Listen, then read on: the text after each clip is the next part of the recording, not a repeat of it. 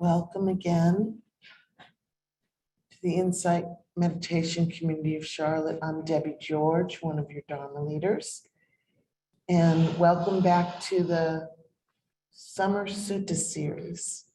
Tonight will be the third week. We have 2 more to go, where 5 different Dharma leaders get to choose a sutta that they want to teach.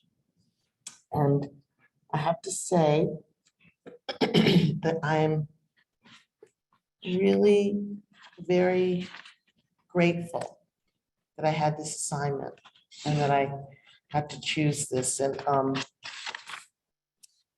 I chose setting in motion the wheel of truth, which is the Buddha's very first teaching. And it's the teaching that all the subsequent teachings root back down to. It is the cornerstone teaching of the Buddha. It's the teaching of the Four Noble Truths as he realized them on the night of his enlightenment. Let me say a word about this organization. Teaches the teachings of the historical Buddha, not the Buddhist religion. So this is a science that people of no religion or any religion can experience. So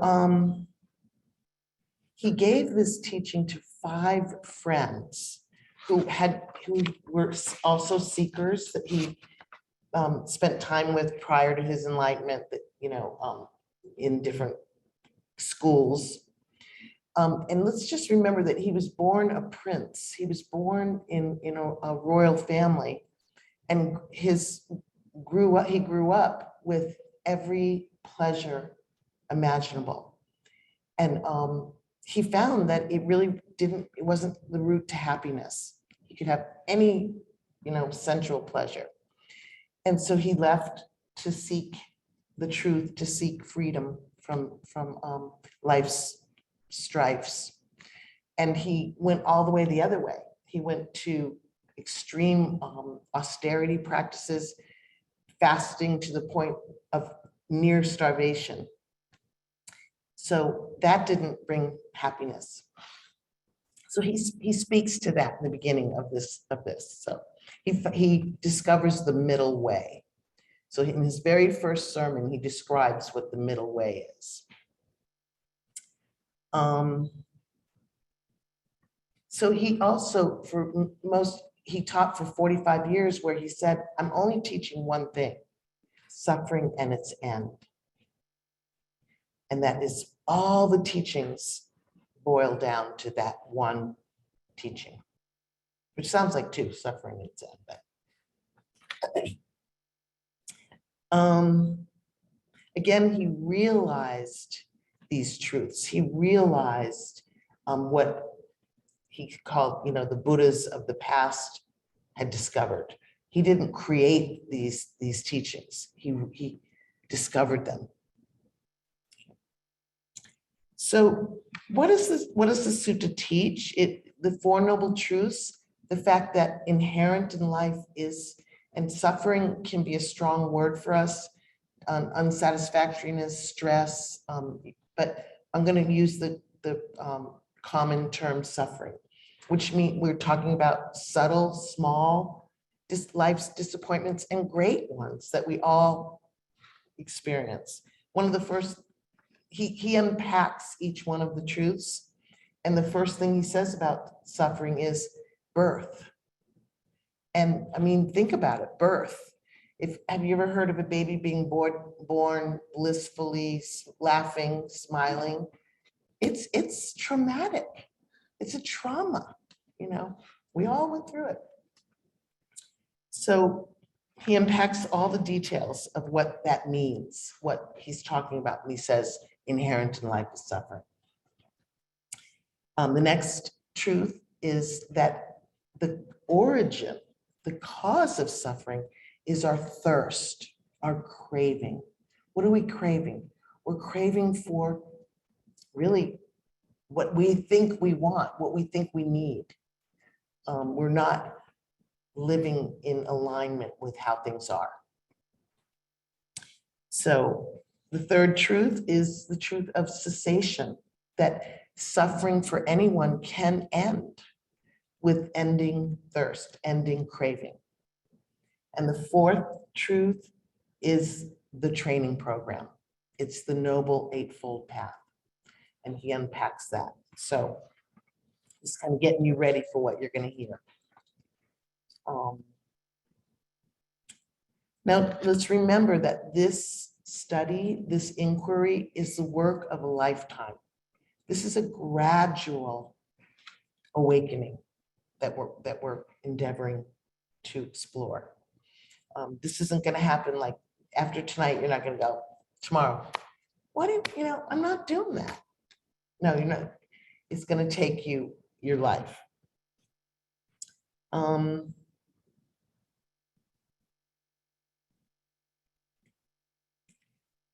So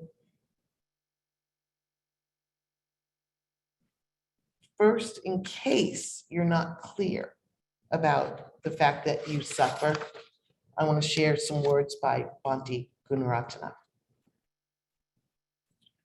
from 8 Mindful Steps to Happiness. Highly recommend this book. So he says, the desire to be happy is age old, and yet happiness has always eluded us. What does it mean to be happy? We often seek an experience of sensual pleasure, such as eating something tasty or watching a fun movie for the happiness it will bring. Some people try to string together as many enjoyable experiences as they can and call that a happy life. Throughout the world, many people live with the pain of hunger. Their basic needs for clothing and shelter go unmet. They endure the constant threat of violence. The standard of living of most US citizens, in comparison, is luxurious. So people elsewhere assume that Americans must be among the happiest on earth.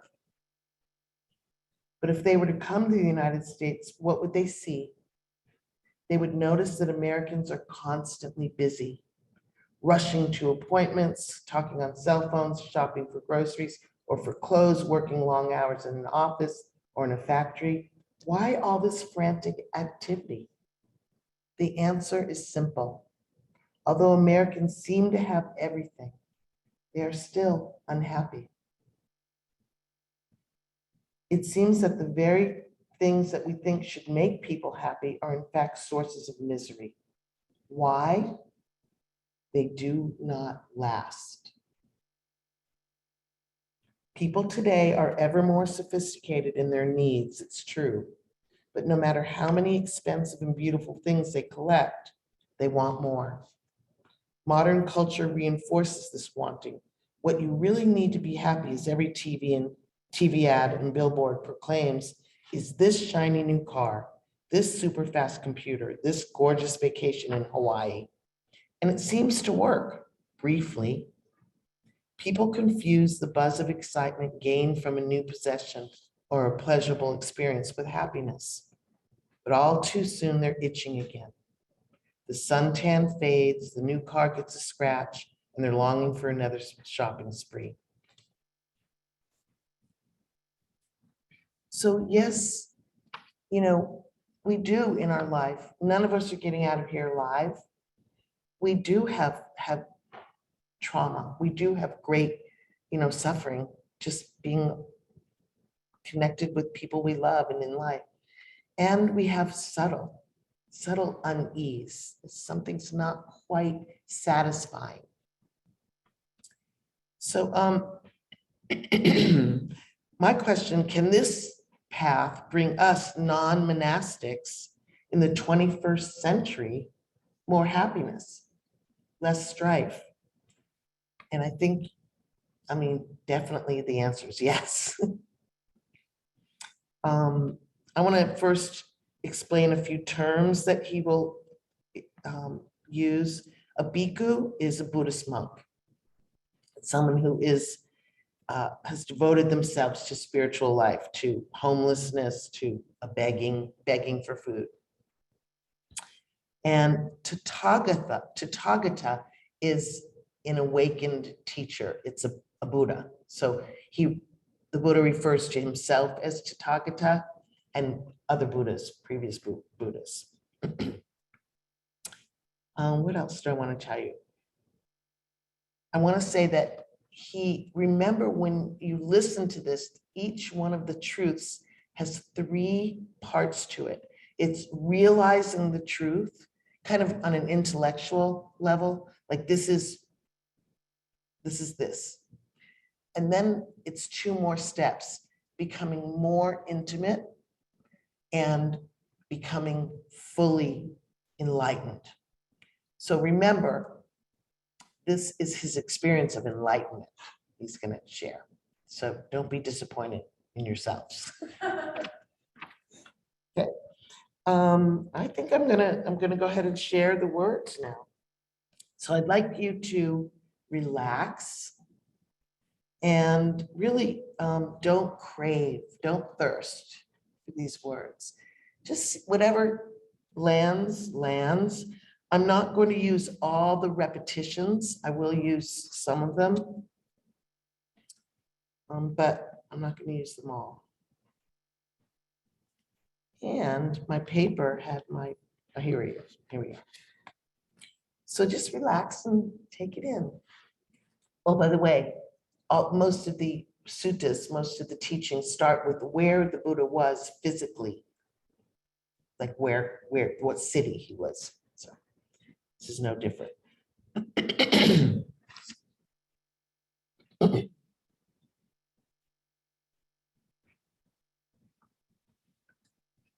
Setting in motion the wheel of truth.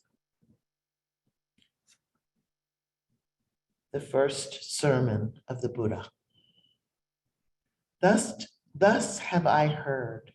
The Blessed One was once living in the deer park in Ispatana, the resort of seers, near Benares today. There he addressed the group of 5 bhikkhus. Bhikkhus, these 2 extremes ought not to be practiced by one who has gone forth from the household life. What are the 2? There is devotion to the indulgence of sense pleasures, which is low, common, the way of ordinary people, unworthy and unprofitable. And there is devotion to self-mortification, which is painful, unworthy, and unprofitable. Avoiding both these extremes, the Tathagata has realized the middle path. It gives vision, it gives knowledge, and it leads to calm, to insight, to enlightenment, to nibbana, nirvana, bliss. And what is that middle path? It is simply the Noble Eightfold Path, namely right view, right thought, right speech, right action, right livelihood, right effort, right mindfulness, and right concentration. This is the middle path realized by the Tathagata, which gives vision, which gives knowledge, and which leads to calm, to insight, to enlightenment, and to nibbana. The noble truth of suffering, dukkha, is this. Birth is suffering, aging is suffering, sickness is suffering, death is suffering, sorrow and lamentation, pain, grief, and despair are suffering. Association with the unpleasant is suffering. Disassociation from the pleasant is suffering. Not to get what one wants is suffering. In brief, the 5 aggregates of attachment are suffering. The 5 aggregates are the 5 parts of what it is to be a human. Our physicality, our bodies, our feelings, our perceptions, our volitions, our thoughts and stories about who we are and what is up, and our consciousness, which we identify with as me and mine, as who we are, but they're always changing. They're fluid. So this is the primary root to our suffering. The second truth, the truth of the origin of suffering is this. It is this thirst, craving, which produces re-existence and re-becoming bound up with passionate greed. It finds fresh delight now here and now there, namely thirst for sense pleasures, thirst for existence and becoming, and thirst for non-existence, self-annihilation. So this is wanting to leave this life, depression. The noble truth of the cessation of suffering is this. It is the complete cessation of that very thirst, giving it up, renouncing it, emancipating oneself from it, detaching oneself from it. Fourth, the noble truth of the path leading to the cessation of suffering is this. It is simply the noble eightfold path, namely right view, thought, speech, action, livelihood, effort, mindfulness, concentration. Now he breaks it down. This is the noble truth of suffering, dukkha. Such was the vision, the knowledge, the wisdom, the science, the light that arose in me with regard to things not heard before. This suffering as a noble truth should be fully understood. To stand under, understood. Such was the vision, the knowledge, the wisdom, the science, the light that arose in me with regard to things not heard before. This suffering as a noble truth has been fully understood. Such was the vision, the knowledge, the wisdom, the science, the light that arose in me with regard to things not heard before. This is the noble truth of the origin of suffering. Such was the vision, etc. The origin of suffering as a noble truth should be abandoned. Such was the vision, etc. The origin of suffering as a noble truth has been abandoned. Such was the vision with regard to things not heard before. This is the noble truth of the cessation of suffering. Such was the vision. The cessation of suffering as a noble truth should be realized. Such was the vision. The cessation of suffering as a noble truth has been realized. Such was the vision with regard to things not heard before. And the fourth, this is the noble truth of the path leading to cessation of suffering. Such was the vision. The path leading to cessation as a noble truth should be followed, cultivated. Such was the vision. The path leading to the cessation of suffering as a noble truth has been followed. Such was the vision, the knowledge, the wisdom. So as long as my vision of true knowledge was not fully clear in these three aspects, in these 12 ways, regarding the Four Noble Truths, I did not claim to have realized the perfect enlightenment that is supreme in the world with its gods, with its Maras and Brahmas, in this world with its recluses and Brahmanas, with its princes and men and women. But when my vision of true knowledge was fully clear in these three aspects, in these 12 ways regarding the Four Noble Truths, then I claim to have realized the perfect enlightenment that is supreme in the world.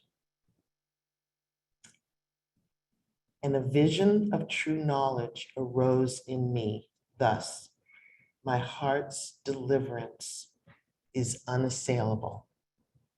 This is the last birth. Now there is no more rebecoming.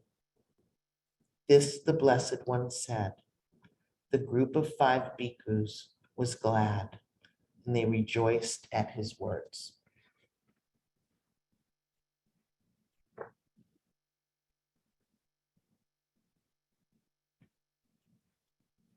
So I'm going to come back to Bhante G, because I have found this statement that he makes very comforting over the years, over the many years.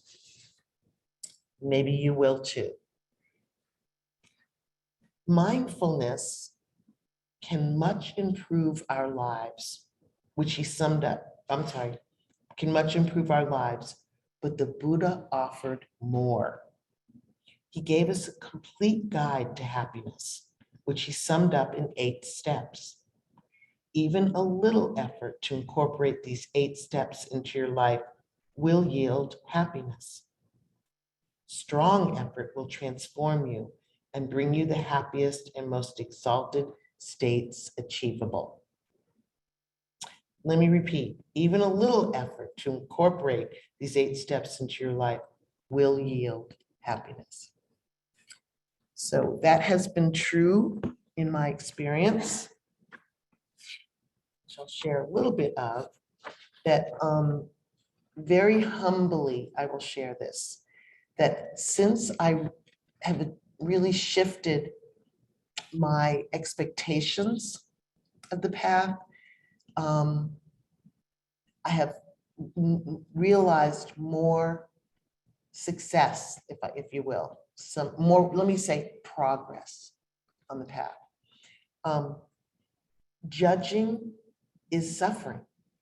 When I notice I'm judging how I'm doing with right speech, for example, or right effort, or right intention, I immediately stop. So that right away, there's a shift. There's a shift toward more ease. And there's more freedom to explore the path. It's not about perfection. It's about progress. It's about gradually understanding. The light bulb will keep going on. You might hear the same thing over and over again for years, and finally, oh, okay. Yeah, I don't have to respond. I can be silent. If it's not going to be useful, if it's not kind, certainly it must be true, and it must be timely. And if none of those are met and I don't speak, right away, there's a happier being. There's a happiness that I wised up. I had moments when we are successful, we want to experience those moments. And noticing ill will in the mind, noticing negativity in the mind, and pausing to respond with some goodwill, maybe some metta, maybe some being, awareness of this moment. I'm going to say, of course, every morning doing 30 minutes of meditation is essential. I'm not going to be aware in the daytime unless I've started my mindfulness engines in the morning. But it's very gradual. And some days it's not going to be pretty. But some days there'll be a noticeable shift. I'd like to end with Willa Cather.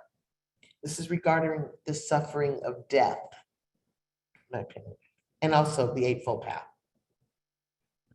Said, the end is nothing. The road is all. The end is nothing. The road is all. Now, of course, there's the exception of total enlightenment. In that case, the end is something. Thank you very much for listening.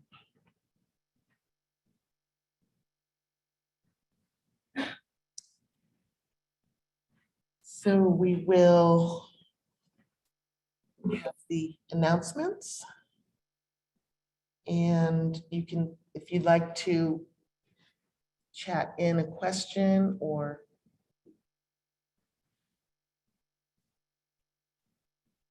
I need to mute the audio.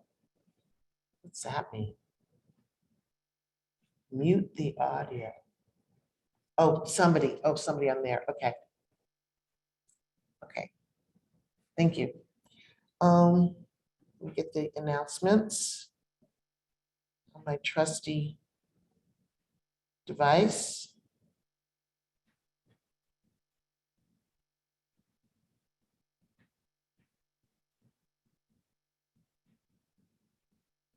Okay. Our summer Sutta series, guess what? We already had that one. Saturday, July 23rd, which is this Saturday, from 9 to 1 in this room, right, Clyde? There'll be a silent meditation retreat right here, led by Clyde, who's in the room. Want to raise your hand? Clyde, if you're in the room and you have questions, they can still sign up. Yes. So the title of the retreat is Finding Refuge in Our Practice. I recommend it. It's appropriate for both beginners and experienced practitioners. And go to the website to register. But again, Clyde, if you're here, you might be able to answer. I'm sure he will be able to answer questions. So Tuesday evenings in August, starting on the 2nd, which is a week, I think a week from Tuesday. I'm going to be offering Walking the Noble Path. You had your introduction tonight. So the series will explore what it means to live each step of the path, of the Eightfold Path, and how to develop them to live with more ease of well-being. Wednesday, August 24th, we're going to have guest leader, our local monk, Aya Sudama. She'll be our guest leader. We don't need to get transportation. I got that. A new book discussion is going to be led by Joy Libeth. This September 1st, it starts. The title of the book is Seeing with the Eye of Dhamma, the comprehensive teaching of Buddhadasa Bhikkhu. And this will be monthly, once a month, September, October, November. And I don't know if it goes to December. Might. It does? So 4 of them. Thursday, the September 29th to Sunday, October 2nd. So the end of September to the beginning of October, we're going to have our silent retreat, our silent residential retreat at St. Francis. The title is Entering Silence. Currently, there are 28 people who have signed up. I don't know if that's changed, but there are still a few spots. Is that true? Are you aware? Anybody aware? Go on the website to sign up. And it's a wonderful way to go deeper in your practice with your familiar Sangha. It's appropriate for beginners and people who want to deepen their practice. Recommend it very much. Retreats make a huge difference in our development. The Tuesday noon sits are still active on Zoom. Just go on the website and click on for Tuesdays at noon. Practice discussion group, the first Wednesday of the month. It's in person only now. So not next Wednesday, but the one after. If you want to talk about your practice with a Dharma leader. Thanks to our greeters tonight, Jennifer. Thank you so much. And thank you, Justine. Thank you all for helping in any way you did. Clyde, thanks for helping me set this up. And Thea, thank you for instructing, meditation instructor. Please go to the website to subscribe to our monthly newsletter. There's extra information about upcoming Sangha and community events. Everything I said tonight is on the website. And there's a Dana box at the back of the room if you'd like to contribute financially to support us. We also always need volunteers, greeters, etc. And online is another very easy way to contribute to supporting this our organization, because it's all volunteer. So here we are. Does anybody have any questions in the room or online, or you really got it? You can ask me about my experience if you're interested. I mean, I'm not gonna, let me see. Thank you.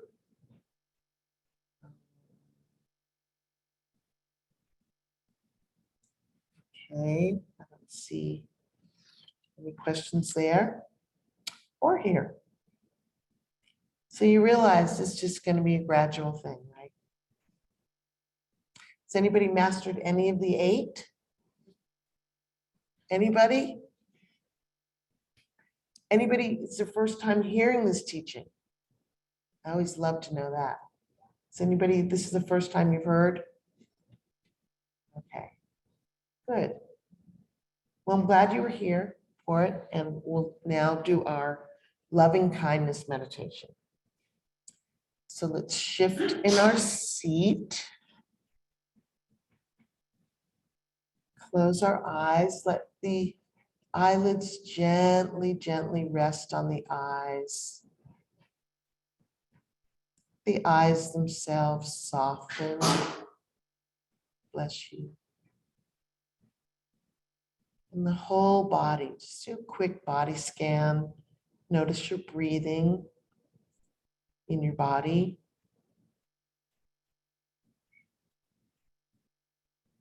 And think of someone you'd like to share metta with who might be having a difficult time in their life right now.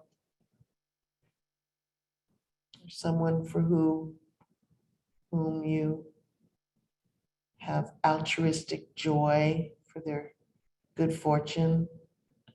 Just think of someone you'd like to share. And the first round will be for ourselves. You can search the world over for someone more deserving of your loving kindness, said the Buddha, and you will not find them more than yourself. So I'm going to offer a phrase and you can repeat it silently. Try it on with as much sincerity as you can. May I be protected and safe.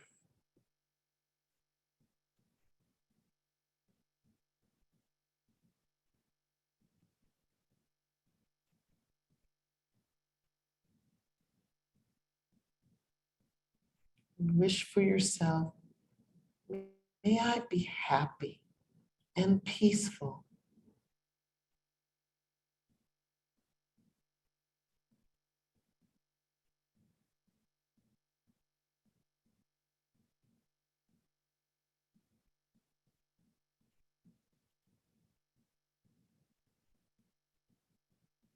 May I be healthy in body, heart, and mind.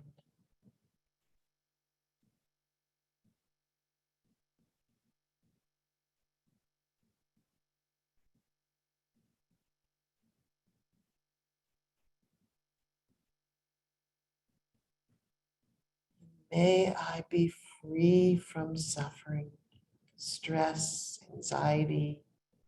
May I be free.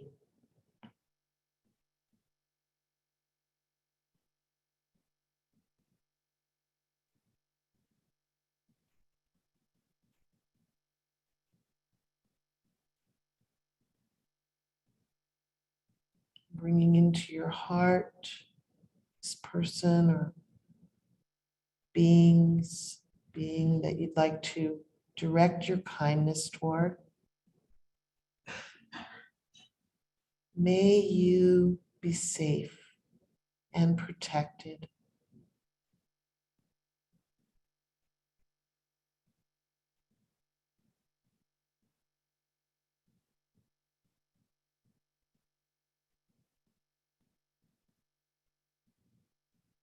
May you be happy and peaceful.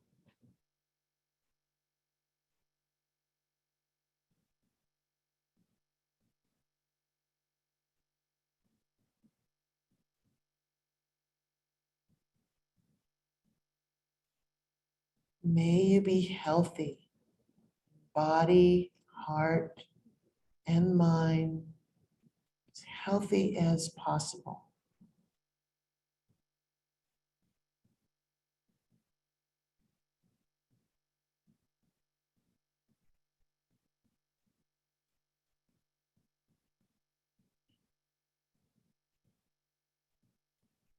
May you be free from suffering, stress, anxiety.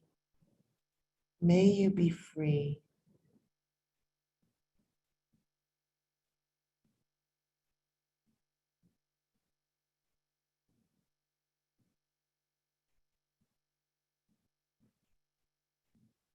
Now, opening to each other in the Sangha, in this region where we live, this whole country, hemisphere, the whole world.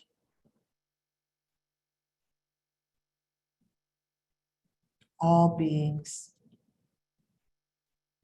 May all beings be safe and protected.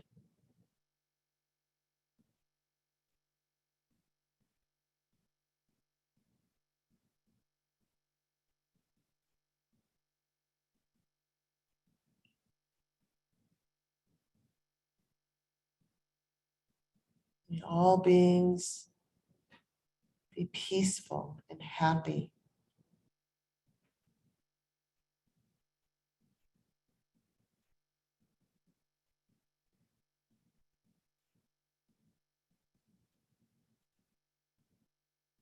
May all everywhere be as healthy as possible, body, heart, and mind.